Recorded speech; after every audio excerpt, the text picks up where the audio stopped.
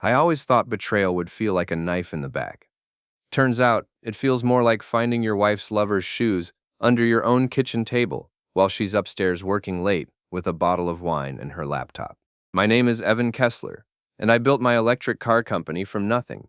42 years old, smart enough to revolutionize an industry, apparently too stupid to see my own wife plotting against me.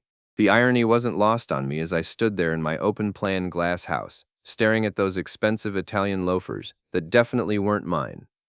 Victoria, Vicky to her friends, though I was starting to wonder if I still counted, had been working late a lot recently. As the former corporate lawyer turned stay-at-home wife of a successful entrepreneur, her definition of work had become increasingly creative.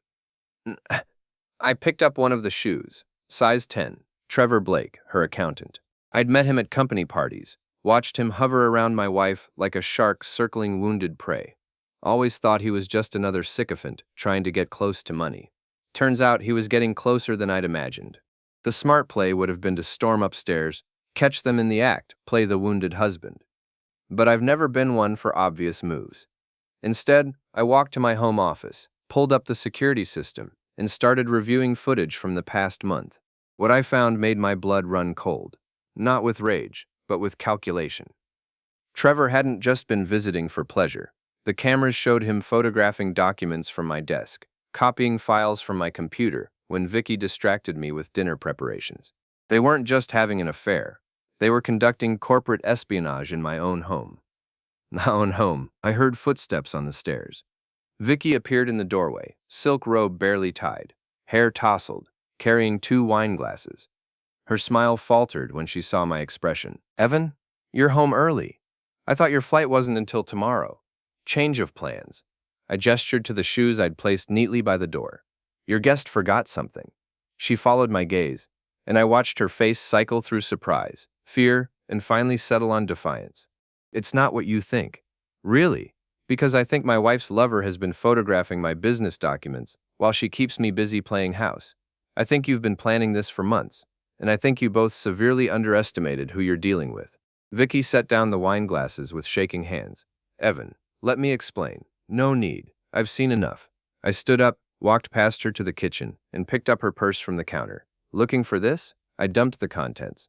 Her phone clattered out, along with Trevor's. Both devices immediately started buzzing with notifications. I picked up Trevor's phone, scrolled through the recent messages. The explicit photos were bad enough, but the business discussions were worse. Plans to audit his books, references to bleeding him dry in divorce court, mentions of a competitor willing to pay handsomely for my trade secrets. "You're going to need a better accountant," I said, handing her both phones. "This one's about to be unemployed." Vicky's mask finally slipped completely. "You arrogant bastard. You think you're so smart, so untouchable. We'll see how smart you feel when you lose everything." "Everything?" I laughed, genuinely amused. "Vicky, you have no idea what you've started, but you're about to find out." The next morning, she was gone. Packed her designer clothes, her jewelry, her attitude, and moved into a downtown apartment I was sure Trevor was paying for. By noon, her lawyer, Mason Cromwell, slick as oil and twice as toxic, called my office. "Mr. Kessler, I represent your wife in what I'm sure will be a very amicable divorce proceeding. She's prepared to be reasonable about asset division, provided you're willing to be cooperative about certain business matters." "Certain business matters?" "Your wife believes she's entitled to compensation for her contributions to your company's success. We're talking about a 50-50 split of all assets, plus ongoing consulting fees for her invaluable insights into your operations." I leaned back in my office chair, looking out at the factory floor where my employees were building the future of transportation. "Tell me, Mason, do you know what I did before I started this company?" "I believe you were in automotive engineering." "I was a demolition expert, specialized in bringing down structures that looked solid from the outside, but were rotten at the foundation.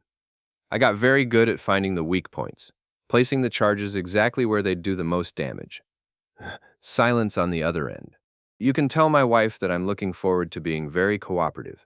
In fact, I'm going to give her exactly what she deserves."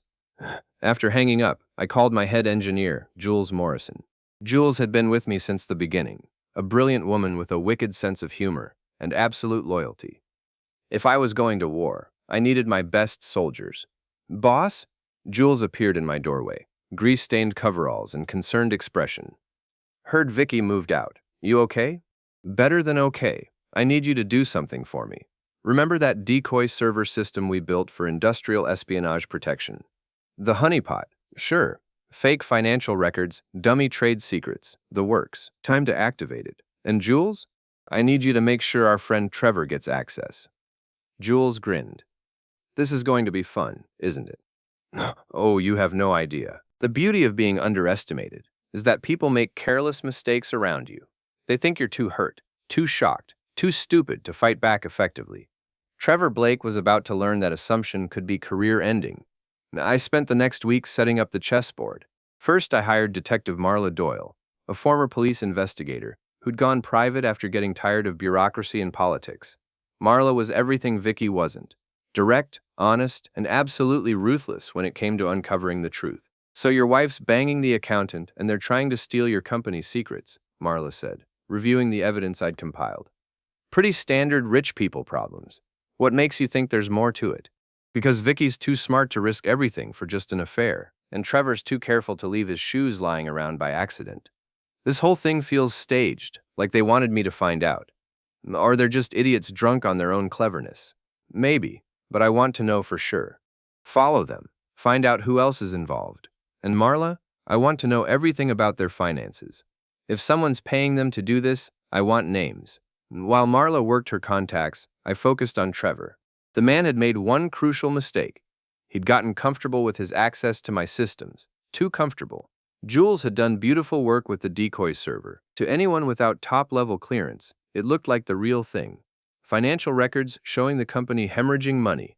Trade secrets that were actually outdated designs from 3 years ago. Personnel files that painted me as an unstable control freak on the verge of a breakdown. All Trevor had to do was take the bait. He didn't disappoint. On Wednesday evening, security cameras caught him entering the building using Vicky's old access card, which I'd deliberately not deactivated. He went straight to the server room, plugged in his equipment, and started copying files. I let him work for an hour before making my move. The building's intercom system was state-of-the-art, with speakers in every room. I activated the one in the server room and spoke in my most pleasant voice. "Good evening, Trevor. Working late?" He spun around, looking for cameras, his face pale in the server room's blue glow. "Don't bother looking. You won't find them all. I have to say, I'm impressed by your dedication. Most people would have waited until the weekend for a little breaking and entering. I have authorization from my estranged wife, who hasn't had legitimate access to this building in over a week. Trevor, we both know why you're here. The question is, are you doing this for love, money, or are you just naturally inclined toward industrial espionage?" I could see him on the hidden cameras, sweating despite the server room's air conditioning. His hands shook as he tried to disconnect his equipment. "I'd finish what you came for," I continued. "You're going to need those files for what comes next. Consider them a severance package." What comes next? You'll see. Oh, and Trevor, the next time you decide to steal from someone, maybe don't leave your shoes under their kitchen table. It's a dead giveaway. I cut the connection and watched him scramble to finish copying the dummy files. Poor bastard had no idea he was stealing elaborate fiction designed to make him and his co-conspirators look like amateurs. The next morning, I called an emergency board meeting. My company was privately held, but I had investors and advisors who needed to know about potential security breaches. I laid out the evidence of Trevor's infiltration, showed them the security footage, and watched their faces grow grim. "What do you want to do about this?" asked Patricia Wong, my lead investor. "I want to let him think he succeeded. Give him enough rope to hang himself and anyone working with him." "That's risky, Evan. If he really has found sensitive information, he hasn't. Everything he copied was from our decoy system. But whoever hired him doesn't know that. They're going to act on false information, and when they do, we'll have them." Patricia smiled. She'd built her own fortune in tech and understood the value of patience in warfare. "How long do you need?" "Give me 2 weeks. By then, we'll know everyone involved and have enough evidence to destroy them all." That afternoon, Marla called with her first report. "Your wife's been busy. She's not just shacking up with the accountant. She's been meeting with Linda Vasquez. You know her?" I did. Linda was Vicky's best friend from law school, now a corporate headhunter specializing in executive placement. More importantly, she had connections throughout the industry and a reputation for playing dirty when the price was right. "What kind of meetings?" The kind that happen in expensive restaurants with a lot of document passing and handshakes. I managed to get some photos. Want to guess who's been picking up the check? Surprise me. Brennan Industries. My blood went cold. Brennan was my biggest competitor, a traditional automotive company trying desperately to break into the electric market. They'd been hemorrhaging talent to companies like mine and had recently been caught trying to poach my employees with inflated salary offers. So Vicky's not just cheating on me, she's committing corporate espionage for the competition. Gets better. Linda's been working as a go-between, using her headhunting business as cover. They've been systematically targeting your key employees, offering them jobs at Brennan with the understanding that they'd bring certain information with them. Have any of them taken the bait? 3 so far, all from your R&D department, all hired in the past month. I felt the familiar calm that came over me when I was solving a complex problem. The pieces were falling into place, and the picture they formed was uglier than I'd imagined. This wasn't just about a cheating wife. This was about the systematic destruction of everything I'd built. Marla, I need you to do something else for me. I need complete financial records on Vicky, Trevor, Linda, and those 3 employees who jumped ship. I want to know every payment, every deposit, every financial transaction they've made in the past 6 months. That's going to take some creative interpretation of privacy laws. I'm not asking you to break any laws. I'm asking you to be thorough in your investigation of potential criminal conspiracy. Well, when you put it that way. While Marla worked her magic, I focused on the next phase of my plan. Trevor thought he'd stolen valuable intelligence. Soon, he'd try to use it. When he did, I'd be ready. But first, I had a more immediate problem to handle. Jules had discovered that our security had been compromised in ways beyond Trevor's amateur hour break-in. Someone with legitimate access had been copying files, and they'd been much more careful about it. "Boss, you're not going to like this," Jules said, pulling up security logs on her computer. "Someone's been accessing our real servers, not the decoy ones. They knew exactly where to look and what to avoid. Inside job? Has to be.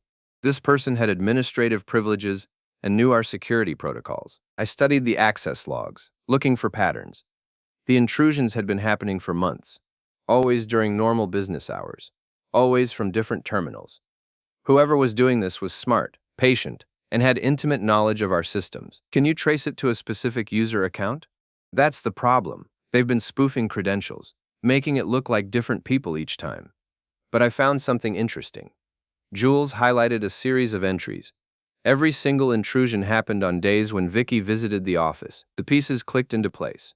Vicky hadn't just been using Trevor to steal information. She'd been doing it herself, using her knowledge of our systems and her access as my wife to gather intelligence for months before I caught her with Trevor. "Jules, I need you to prepare a complete audit of everything that was accessed during these intrusions. I want to know exactly what information was compromised." "Already on it." "Boss, this is big. They got everything. Financial records, employee data, trade secrets, development timelines. If this information gets to Brennan, it won't, because we're going to stop them first." I looked out at the factory floor, watching my employees build the cars that represented years of innovation and hard work. Vicky and her conspirators thought they could steal that and sell it to the highest bidder. They thought I was just another betrayed husband, too emotional to think clearly, too hurt to fight back effectively. They were about to learn how wrong they were. The thing about fighting dirty is that you have to be willing to get your hands filthy.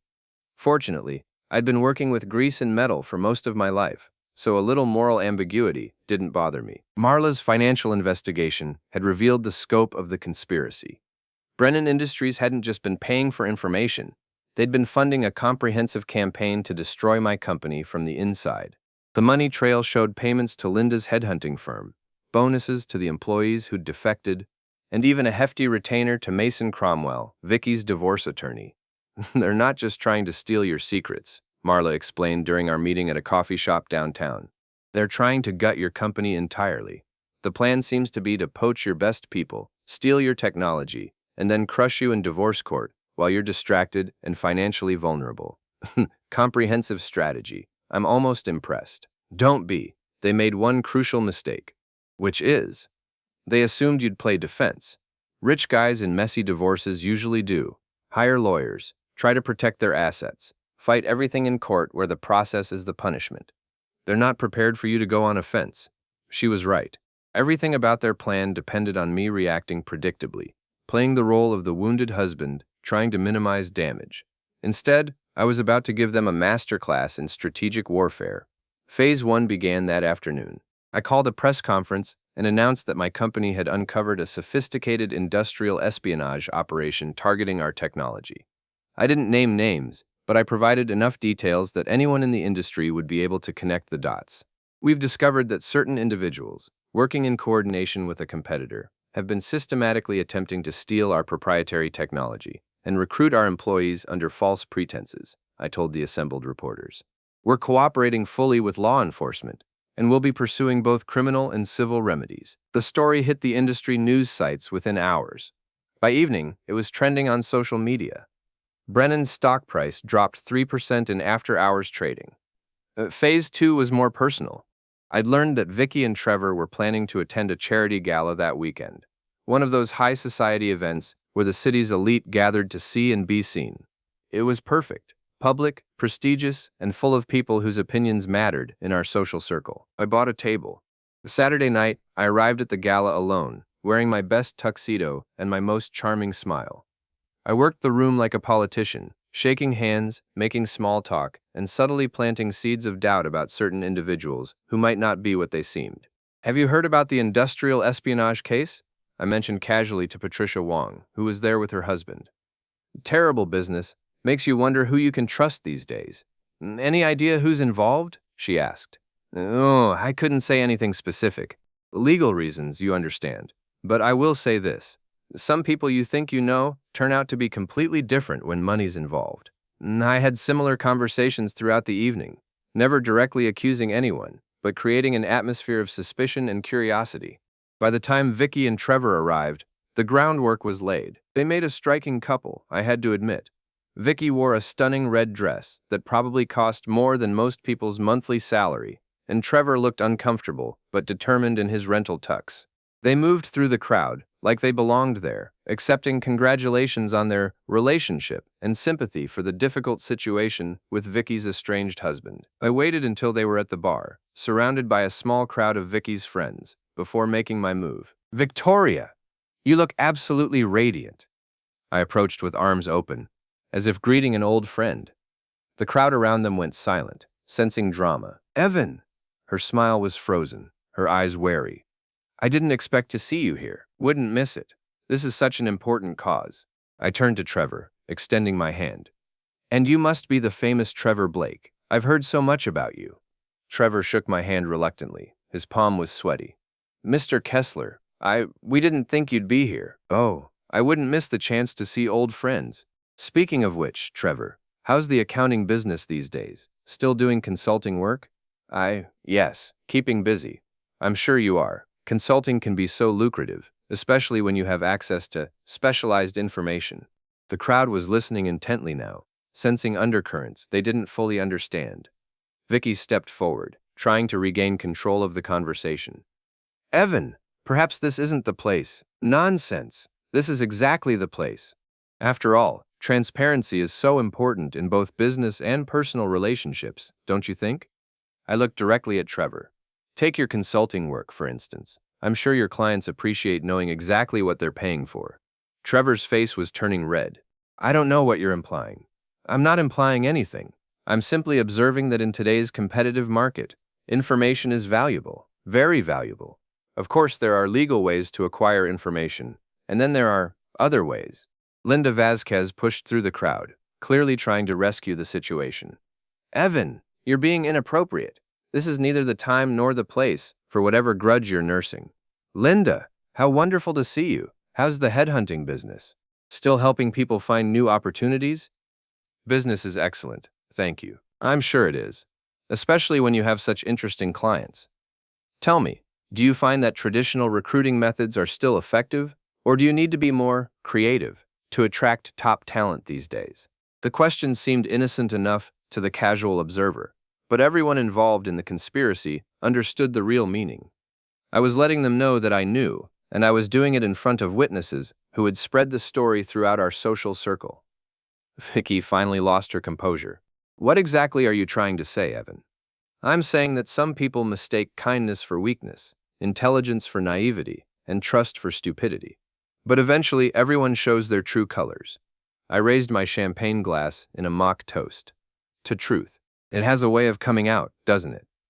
I walked away, leaving them standing there with a crowd of curious onlookers. By Monday morning, half the city would be talking about the confrontation, speculating about what it meant, and watching to see what happened next. But the real fireworks were just beginning. Monday morning, Trevor discovered that his access to the dummy server had been revoked, and his copied files had been corrupted by a security update. When he tried to contact his handler at Brennan, he learned that the company was conducting an internal investigation into potential legal liability related to industrial espionage allegations. Linda found that 3 of her biggest clients had suddenly terminated their contracts, citing concerns about professional ethics and potential legal complications. The headhunting business she'd built over 15 years was collapsing overnight. And Vicky received a call from Mason Cromwell with some very bad news. Your husband has filed a motion to freeze all marital assets pending a criminal investigation into potential fraud and conspiracy charges, Mason explained during their emergency meeting. He's also requesting a full forensic audit of all financial transactions related to your marriage. He can't do that. Actually, he can. And given the current media attention and the evidence he's apparently compiled, the court is likely to grant his request. Vicky, I have to ask, is there any truth to these allegations about industrial espionage? Vicky's silence was answer enough. Jesus Christ, Vicky. Do you have any idea what you've done? If there's evidence of criminal activity, I can't represent you. I could be charged as an accessory. You can't abandon me now. Watch me. I'm withdrawing from your case effective immediately. I suggest you find a criminal defense attorney, because you're going to need one. That evening, I sat in my office, reviewing the day's progress. Phase 1 of the counterattack had been a complete success. The conspiracy was unraveling. The conspirators were turning on each other, and I hadn't even revealed my strongest evidence yet. Jules knocked on my door. Boss, there's something you need to see. She led me to the security office, where old man Reedy, our head of security and a Vietnam veteran with 40 years of experience in keeping secrets, was reviewing surveillance footage. Mr. Kessler, we've got a problem. Someone tried to break into the building tonight. Amateur hour stuff, but they were specifically targeting the server room. Trevor? That's what we thought at first. But look at this. He played the footage. A figure in dark clothing had tried to jimmy the lock on a service entrance, given up, and then attempted to climb through a window. The person was too small to be Trevor. Moved wrong to be Linda. Zoom in on the face, I said. Reedy enhanced the image, and I felt a cold satisfaction settle over me. It was Vicky, dressed in black, like some kind of suburban ninja, trying to break into my building to steal back the evidence of her crimes. She's getting desperate, Jules observed. Good. Desperate people make mistakes, and I'm counting on Vicky making a very big one very soon. I was right. She was about to make the biggest mistake of her life. Desperation makes people stupid. I'd seen it in business countless times. Competitors who'd gotten in over their heads, making increasingly reckless moves that only accelerated their downfall. Vicky was following the same pattern, and I was going to help her along. The attempted break-in had been caught on multiple cameras, giving me clear evidence of criminal behavior. But instead of turning it over to police immediately, I decided to use it as bait. If Vicky was desperate enough to commit breaking and entering, she'd be desperate enough to make even bigger mistakes. I had Reedy accidentally mention to the building's cleaning crew that there had been a security incident, but that we were handling it internally. In a building full of employees, information like that spreads fast. By Wednesday, everyone knew someone had tried to break in, and speculation was running wild. More importantly, word would get back to Vicky that her attempt had been discovered. She'd be wondering what I knew, what evidence I had, and what I planned to do with it. The uncertainty would eat at her, push her toward increasingly desperate actions. I didn't have to wait long. Thursday afternoon, Marla called with an update on her surveillance. Your wife's been busy. She met with Linda and Trevor this morning at a coffee shop downtown. Lots of heated discussion. Looked like they were arguing about something. Then this afternoon, she drove to Brennan Industries. Brennan? That's bold. Gets better. She was there for 2 hours, met with their head of corporate development. When she left, she looked like she'd been crying. They cut her loose. That's my guess. Brennan's probably realized that the industrial espionage case has too much media attention. They're distancing themselves from the whole operation, which meant Vicky was now completely on her own, with no allies and no resources except whatever money she'd managed to hide before I froze the accounts. A cornered animal was always the most dangerous, but also the most predictable. Friday morning brought the next escalation. I arrived at the office to find Jules waiting with a grim expression and a manila folder. "Boss, we've got a problem. Someone leaked our real financial data to the press." She handed me a printout of an article from a business blog, known for its gossip and unverified rumors. The headline read, "Electric Car Startup in Financial Trouble, Insider Claims Company Bleeding Money." The article cited confidential sources and included detailed financial information that was accurate but taken completely out of context. Research and development expenses were portrayed as operational losses. Strategic investments were described as desperate cash grabs. Normal business fluctuations were painted as signs of impending bankruptcy. "How did they get this information?" I asked. "It had to come from someone with access to our real servers, not the decoy system. Someone who knew exactly what to look for and how to make normal business expenses look suspicious. Vicky, it has to be. She's the only one outside our core team who had that level of access to our systems." I felt a cold anger settle over me. The break-in attempt had been amateur hour, but this was professional sabotage. Vicky was trying to destroy my company's reputation, tank its value, and leave me with nothing to fight over in divorce court. "Jules, I want you to prepare a complete audit trail showing exactly when this information was accessed and by whom. And then I want you to call our lawyers. It's time to go nuclear." But first, I had a more immediate problem to handle. The article was already being picked up by other business sites, and my phone was ringing with calls from investors, board members, and reporters asking for comment. I spent the morning in damage control mode, explaining to investors that the article was based on stolen information taken out of context by someone with a personal vendetta. Most of them understood. They'd been through messy divorces themselves and recognized the tactics, but the damage was done. My company's reputation had taken a hit, and in the startup world, reputation was everything. Vicky had escalated from personal betrayal to professional warfare, and she'd crossed a line I couldn't let her uncross. Time to show her what real warfare looked like.